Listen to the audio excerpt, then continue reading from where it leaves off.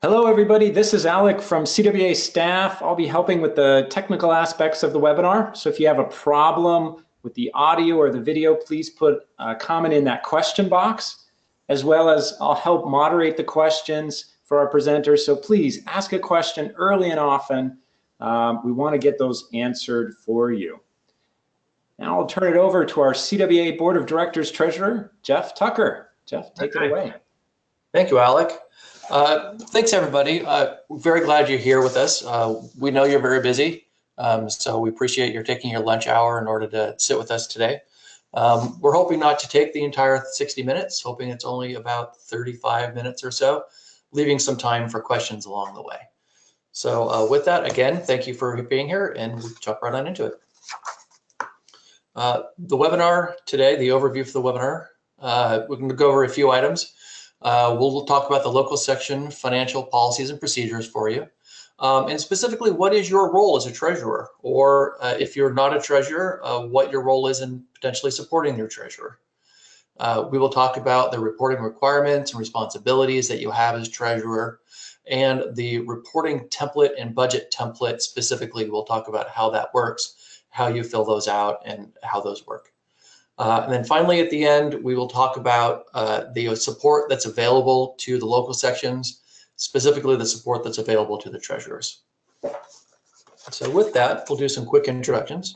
My name is Jeff Tucker. I am one of the volunteers on the state CWEA board. This year, I'm serving as treasurer. We also have on the call with us Kevin Rogers. He's the CFO for CWEA. And we have Renu Pal. Renu Pal is the finance manager for CWEA. And for many of you, she's your main point of contact when you're turning in and doing your treasurer's functions. Also on the call with us today, listening in, is Chuck Greeley. I'm treasurer only through April. And then starting in April at the annual conference, Chuck Greeley will take over and be the treasurer next year. All right. So your role as treasurer is incredibly important. You're that main link between what's happening at the local sections and having that information go back to the CWEA staff and to the state board. You may not be aware of this, but CWEA only has one federal tax ID. The IRS and the state only consider us to be one organization. So even though we have 17 local sections and 17 local boards, all those local boards and local sections, we're all part of one organization. We're all part of CWEA. So as a result of that, we have to make sure that all the financial information that's generated at the local sections can roll up and be consolidated into a joint CWEA picture for the IRS and for state regulators. I have to say, 3 years ago, the financial reporting was not as good as it is now. So we've seen a great support and great efforts by the local treasurers to get that information into the state level. And I just encourage you to keep on doing that. All right. So FP 104, Financial Policies and Procedures 104, is sort of the document that guides local section finances. It talks about the things that local sections are supposed to do, some of the things you're not supposed to do, some of your reporting requirements. So we'd like to go over sort of what the value of that policy is, as well as later on what's included inside of it. It's a fairly important policy for you. Most importantly, it's something that when it's followed properly, significantly reduces the risk to the local section volunteers and you particularly as treasurer of your local section. It allows the organization to meet its fiduciary responsibilities. It's also there to help increase accountability and consistent reporting from all 17 local sections. If we follow the policy the way it's supposed to be, that everyone's doing it the right way, then we can assure our auditors, our regulators, that we're doing things properly the way they're supposed to be done. And it helps the central CWEA staff prepare for the year-end audit. All right. So what are some of the key points and things that you have to do as a treasurer within the guidelines established within Financial Policy 104? First of all, it talks about bank accounts. Every local section has a bank account. The policy says there should only be one bank account per section. There are a few sections that have more than one account. Right now, you're grandfathered in, so if you have 2 accounts, you can maintain your 2 accounts, but you certainly don't open up any more accounts if you have more than if you have one already. And we no longer allow any certificates of deposits to be used at the local section. All investing now is done at Central CWEA. The bank account that you do use needs to have online access. That's to make sure that Kevin and Renew can have access into the account and can see things that are going on. A lot of this is for fraud protection and control to make sure that there aren't any inappropriate things happening. We do ask that if you don't have online access right now, please work with your bank in order to get Kevin and Renew that online access. And that may require, in some cases, that you might have to go to a new bank, what we might call the Executive Director Approved Bank or the ED Approved Bank. So take a look right now, see if you have online access, and if you don't, contact Renew and see what we can do about getting that access set up. The policy does say, and for obvious reasons, you should not have any credit cards taken out in the CWEA's name that you have access to. However, if you're with the ED approved bank, and I think there are 10 sections right now that are with the ED approved bank, you can get access to a debit card if you have that ED approved bank.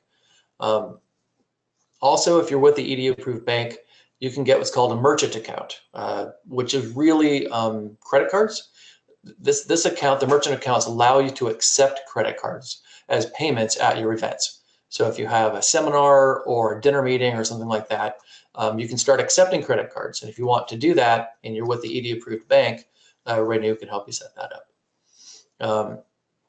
We have some problems with PayPal.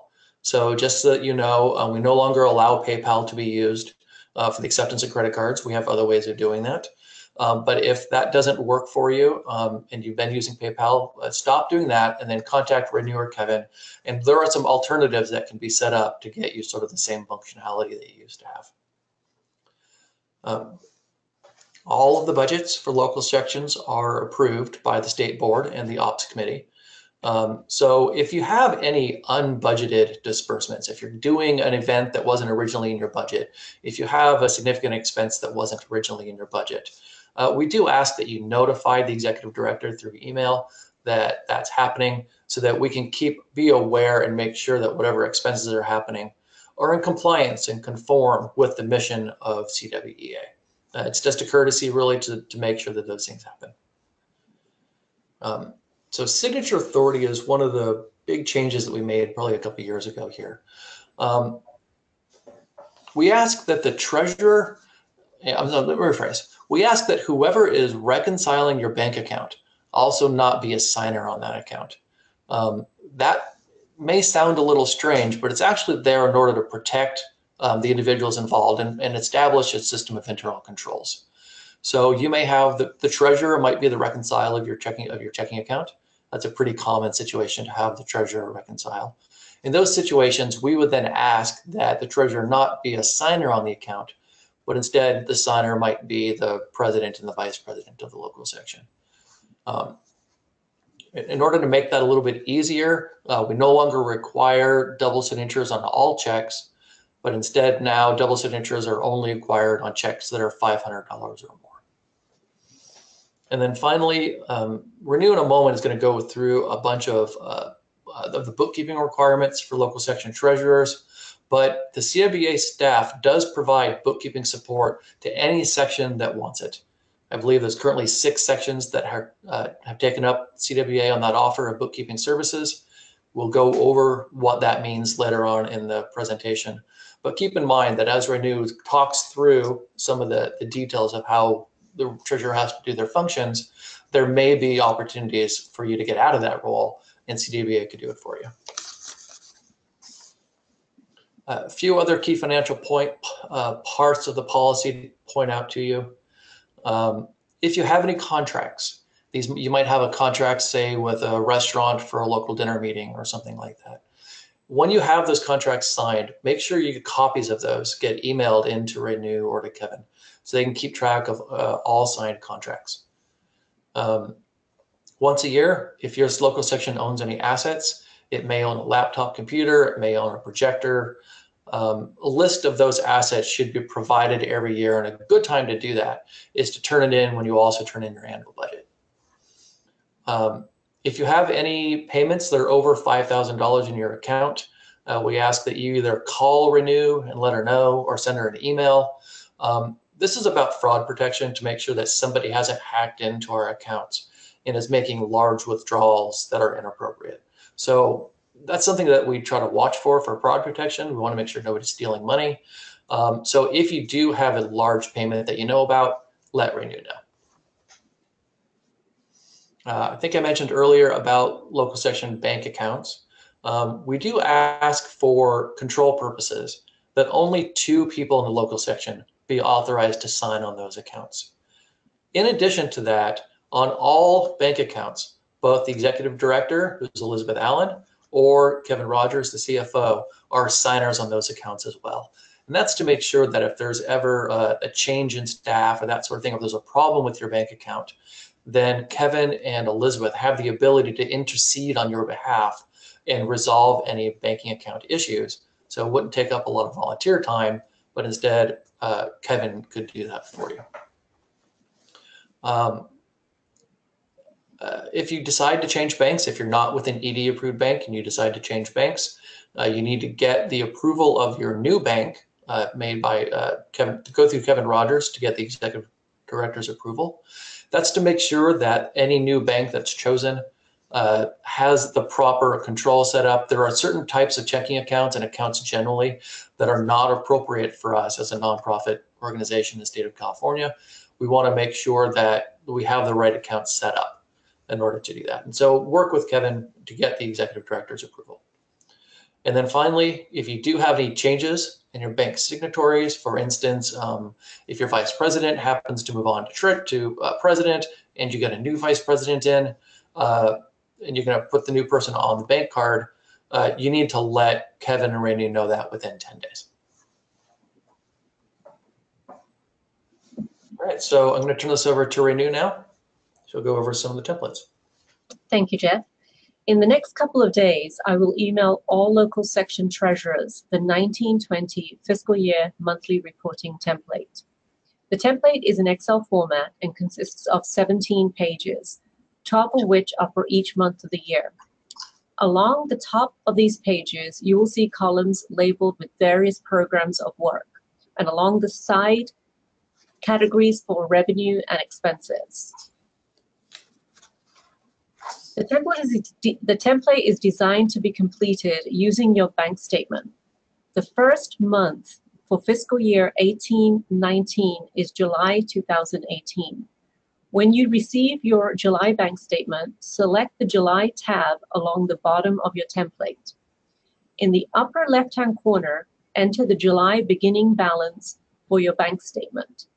Using your bank statement, enter in all deposits and payments by selecting the appropriate column for program of work and the row for revenue of expense. If you have a unique program that does not fit into any of the categories labeled, you can use one of the 3 columns on the right-hand side marked Other.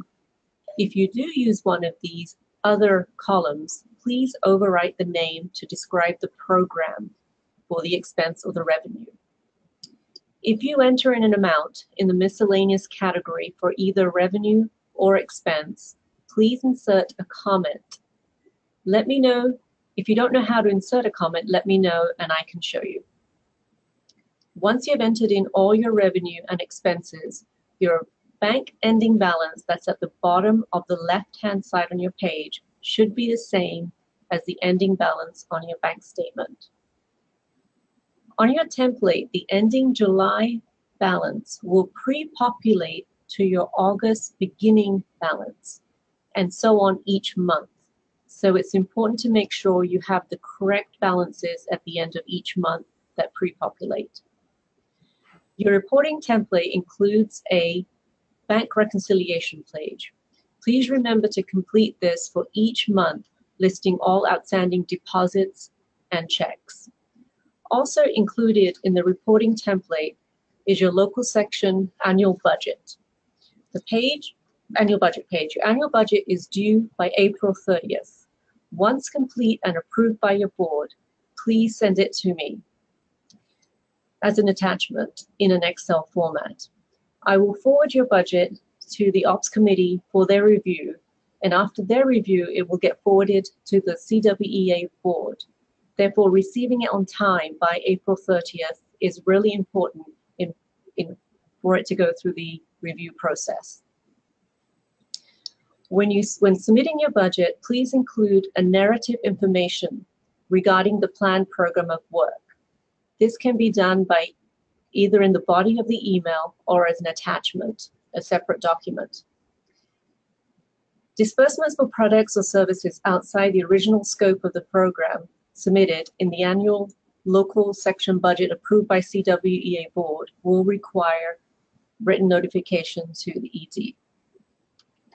And here is the copy or an example of your budget. Monthly submitting reports. When submitting your monthly reports, there are several other documents that are also needed. The reports are due to be submitted on the last day of the month following the reporting month. For example, if you are submitting for July, your report is due by August 31st. And for August, your report is due by September 30th.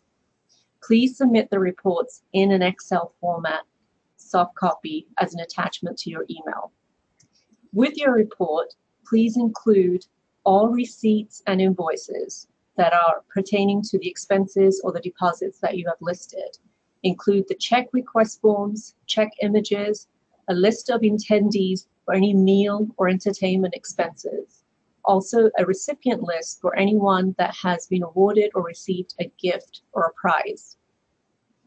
Also, deposit receipts and a check register. In the check register, if there is a number that is voided, a check that is voided, please list that as voided. At the end of the fiscal year on June 30th, we are going to need a list of all outstanding checks. And with the register, when you've listed that a check is voided, it's much easier to know not to look for it. If you have any questions on any of these reports, please contact me or Felix. I'm sure many of you have worked already with Felix. He is a great help and support to me and will be able to help you with any of the reports that you need. Currently, we have 12 local sections that have moved on to the ED approved bank account. Being on the ED approved bank account allows me to help you when you update your signature cards for the incoming treasurers. It also helps me to get you online access. And if you are interested, you can request a debit card, an ATM deposit card, or even a merchant card, as Jeff was saying, for use of credit cards for payments. If you do choose to move to the ED approved bank, please contact me directly and I can work with you to make this happen.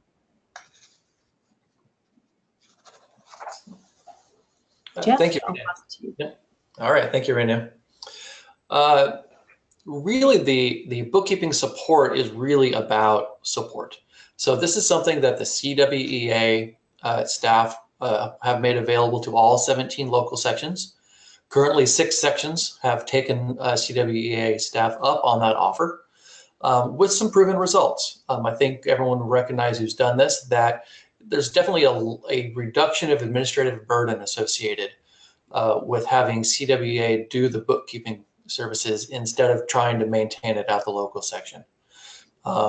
It certainly eliminates compliance issues associated with getting your reports in on time. And importantly, there's no real ownership issues. If CWEA were to begin doing the bookkeeping for a local section, all the decisions still remain at the local section. Local section decides what the annual budget is. Local section decides what to spend money on and can make changes throughout the year in terms of their programs of work. It's really not about, it's the law, all the local section maintains control. This is really about providing support and services in the bookkeeping function. You can tell from this chart here that there are some things that can't be done by CWEA staff. There are some things that would stay at the local section no matter what.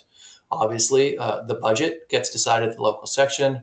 And then local sections, because you're responsible for administering your events, you're the ones receiving the cash. So you'd be responsible for still depositing your cash and providing a description of the cash that's received, the list of attendees, and providing the gift and list of gifts and recipients.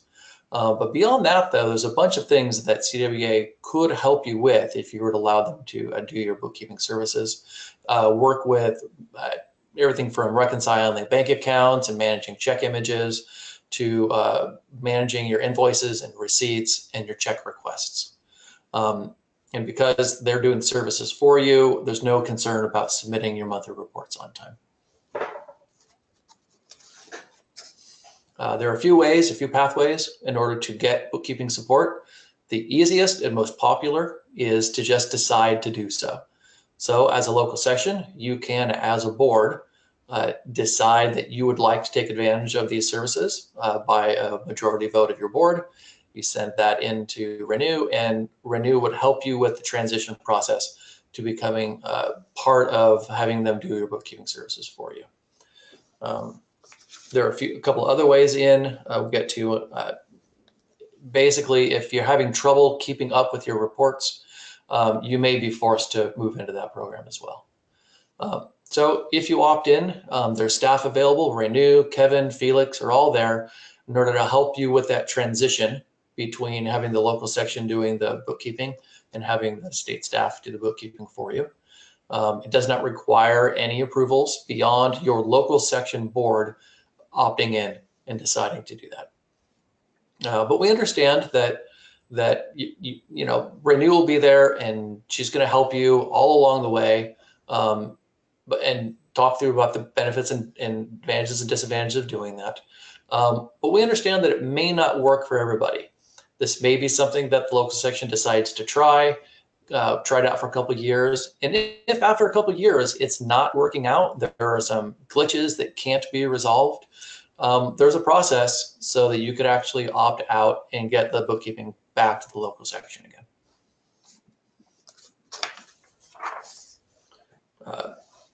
Financial reporting is something that is one of the main responsibilities of the local section treasurer, and it's important.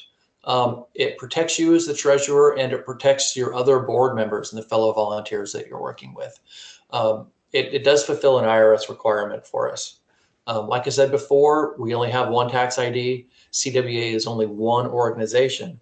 And so what happens at the local section happens to the entire organization. So if we don't have receipts coming in, if we don't have reports coming in, then that's an issue for the entire organization to have to work with. It also makes sure that what we're spending money on and what we're receiving money for is very transparent. When those reports come in, then everyone can see what money is being spent on when those reports happen timely. The other issue about timeliness is that it can take a long time to catch up. It's so much easier to do those reports the month after the event happens. You have your receipts, you have your bank statement. It's much more difficult to try to do that bank reconciliation if you've got a couple months of receipts and a couple months of bank statements to have to put through together. We're a volunteer organization. There are volunteers at the state level that oversee the reporting that comes in from the local sections, so that if a local section is delayed in getting their reports in, that triggers a number of other volunteers that get involved. The local section president might be notified. I might have to send notifications to some of the local section folks. And the ops committee that meets once a month would spend a lot of time reviewing and wondering, trying to figure out what we need to do with the local section if they're not turning in their reports timely. So it can be very time intensive for volunteers as well as for staff. So just as a professional courtesy, we ask you to make sure that your reports are timely. That's it. It's a lot of information, but you're not alone. There are a number of people available to help you throughout your monthly process as you're doing this. Felix, Renew, always available. Kevin is available if Renew's not available for you as well.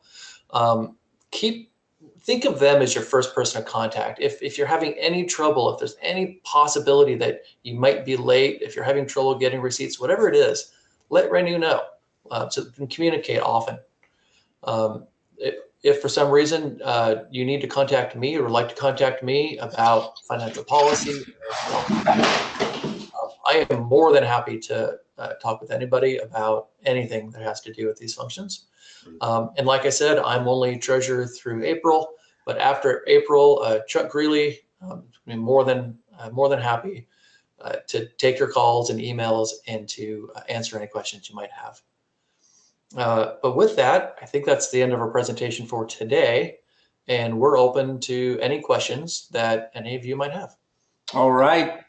Jeff, it's Alec. You've got a couple here. One I can answer quickly. Jason asked where the presentation is, and he found it. It's in the handouts section of GoToWebinar there in your control panel.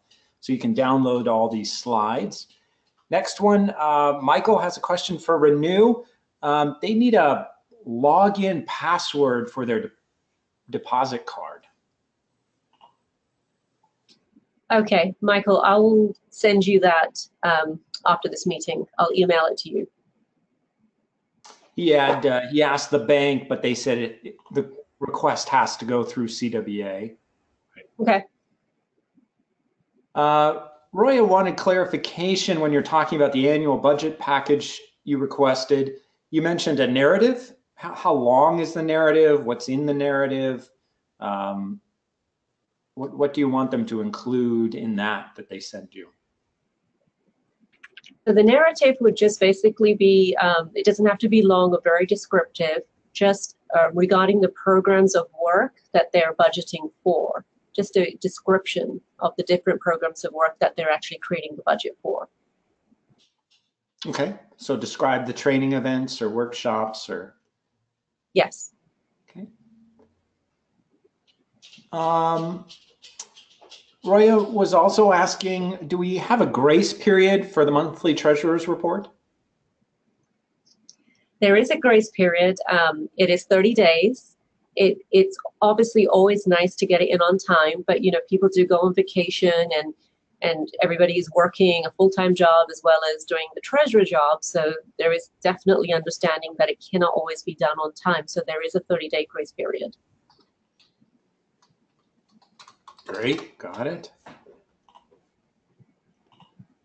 Julian would like to ask about the Redwood Empire section. Are they set up for the state bookkeeping service? Yes, currently the Redwood Empire section is on the CWEA staff bookkeeping service. Great.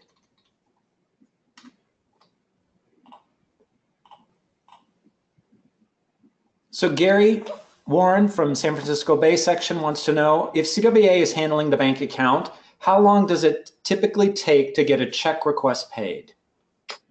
We can usually turn it around usually within a couple of days. We'd like to say at least give us 5 business days because we do need signers. And as I said, you know, people do go on vacation. We also can expedite payments as long as we know that when they are due and have all the details. So I would say within 5 business days and sometime sooner. Great, great. Julian also mentioned she thinks that the PIN number comes on the letter from the bank that the card is attached to. So every deposit card did have a PIN number on there. If it does not work, I can reset it. So if anybody's deposit card is not working, let me know and I will work with Wells Fargo to reset that PIN number. But yes, it did originally come with a number. All right. Those are the questions. Chuck says hello, Jeff. Hey, Chuck, glad you're here. Thanks to all. Kevin, is there anything you would want to add? Just pats on the back to everybody. as Jeff mentioned, the local sections have done an amazing job of understanding and being supportive of these changes that have happened over the years, and have just been very supportive of what we need and what we do and how we are here to help you. And so I just want to congratulate the sections and their efforts, and just to reiterate that we're here to help, and we really appreciate all that you do and are grateful. For sure. Now there's one trick question coming up. Ready? Here it comes. So Ed O'Brien in the also San Francisco wants to know, how many credit card readers can they get? That's new territory. That's a new territory. Yes. So, you know, Ed has stumped our panel. no one's asked that question before. At least one. Yeah, at least one. We've only had the opportunity to experiment with one per section, and we would definitely explore and entertain to every possibility that you might have different needs. So let us know what those are. We'll talk to the bank, make sure we understand what the pros and cons of that are, and we'll let you know. Michael is chiming in. I think Monterey is one of your test sections for the credit card reader. So this is like a retailer swiping your card on site. And Michael said it's working fantastic. They've even figured out ways to charge the people who don't show, so that they get charged their no-show. That's great. Well, show up, or if you don't show up. Go on, Michael. Go on. All right. Roy would like to know, when should we expect credit card readers? All right. Roy Sarbs, yours will be arriving. Roy Joseph, I believe, is with Redwood Empires. Okay, so that has to be requested. I'm not sure if you requested that, but if you would like a credit card reader, let me know and I will start the process. There is some paperwork that I would like to share with you first, so that you are aware of the merchant fees, because there are some merchant fees associated, like with any merchant account. And for any local section that is interested, let me know. I will send you the paperwork that lets you know exactly what the fees are. And if you want to move forward, I will order the credit card reader for you. It can take up to about 3 weeks to actually have the credit card reader in hand after you've requested it. And I would just reiterate, the reason for needing that extra step of requesting it is we don't want to assume just because you changed to Wells Fargo that your section has a need for it.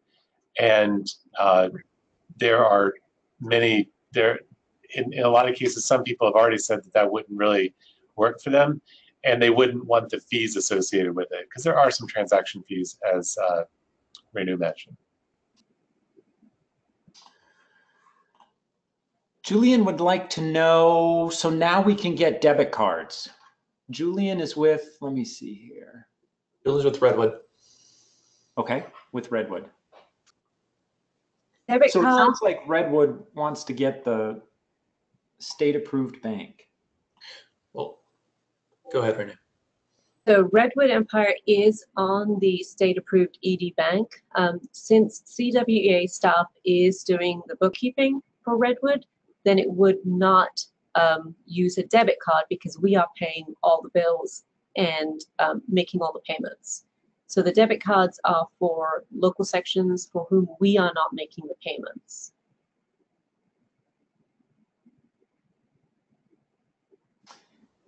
And William Cassidy would like to know, do you think SARBs will receive their credit card reader tomorrow? Yes. William, it's in a FedEx envelope on the way, and they promise to get it to your house before 8 p.m.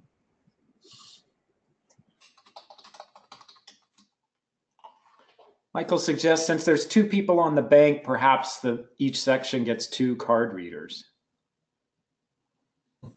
Well, again, each section might want to answer that differently. I appreciate the suggestion, but again, there are fees associated with it. So one section might say one's enough, but I take the point. So anybody that has a special need, they should definitely make us aware of that. And we can talk through what the implications of that are. The grilling is over. Renew and Jeff and Kevin, you passed with flying colors. So, Thanks, Jeff Alec. or Renew, if you want to take us out. Sure. Thank you, I just wanted to say thanks. It's a lot of work being treasurer. There's a lot of time associated with that, which is away from your work.